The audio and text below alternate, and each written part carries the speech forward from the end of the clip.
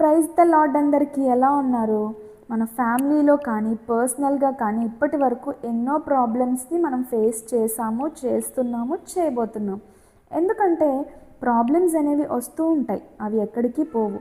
మరి ఇప్పటి వరకు కూడా ఏదైనా సమస్యను మనం ఎదుర్కొంటున్నప్పుడు దాని గురించి ఎక్కువగా ఆలోచించడం, బాధపడడం వంటివి చేశాం.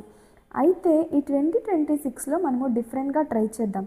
అపోస్తలుడైన పౌలు ఫిలిప్పీలకు వ్రాసిన పత్రిక 4వ అధ్యాయము 4వ వచనంలో అంటాడు, ఎల్లప్పుడూ ప్రభువునందు ఆనందించుడి, మరలా చెప్పుదును ఆనందించుడి, మీ సహనము సకల జనులకు తెలియబడనీయుడి అని. మనకి ఏదైనా ఒక సమస్య ఉన్నప్పుడు మనం ఎలాగ హ్యాపీగా ఉంటాము? అసలు మనం ఎందుకు హ్యాపీగా ఉండాలి? మనము సహనాన్ని ఎందుకు కనపరచాలి అంటే ప్రభువైన యేసుక్రీస్తు మనకు సమీపముగా ఉన్నారు.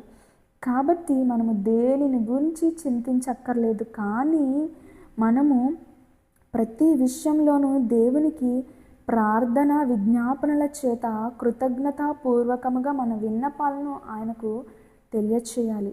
అంటే నీకు ప్రార్థన రాకపోయినట్లయితే మరి దేవుని సన్నిధికి వెళ్ళి కొంత సమయము నీ కళ్ళు మూసుకొని మరి మౌనముగా ఆయన సన్నిధిలో నీవు గడిపినట్లయితే మరి నీ యొక్క విన్నపాలన్నిటినీ కూడా దేవునికి తెలియచేసినట్లయితే, నీవు ప్రతి విషయంలోనూ కృతజ్ఞతగా ఉన్నట్లయితే, మరి ప్రతి విషయంలోనూ నీకు కలిగి ఉన్న ఆహారము, వస్త్రము, గృహము, ప్రతి విషయంలోనూ కూడా దేవునికి నీవు కృతజ్ఞత చెప్పినట్లయితే అప్పుడు ఏం జరుగుతుందో తెలుసా?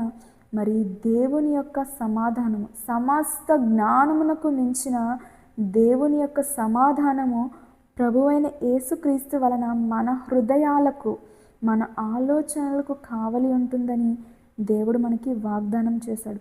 తప్పకుండా ఈ వచనాన్ని మరలా ఒకసారి చదవండి. మరి దేవుడు మనందరికీ తోడై ఉన్నాడు. మరి దేనిని గూర్చి కూడా చింతించకండి. Praise the lord.